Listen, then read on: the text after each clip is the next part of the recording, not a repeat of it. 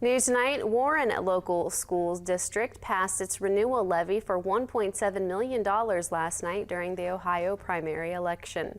The $1.7 million will go toward operational usage in the schools. Superintendent Kyle Newton says this levy will go toward keeping the lights on and paying the bills. With this levy passing, it will continue to allow Warren Local Schools to keep up with everything they are doing. They would have to think about cutting programs if the levy did not pass. It allows us to continue doing what we're already doing. So the programming, the things that we do educationally, it allows us to continue to do that. If we didn't have this, then we'd have to think about what programs can we sacrifice or what we'd have to change, because now we don't have to do that. We can continue doing what we're doing. He says this shows how much support the community shows to the local school district.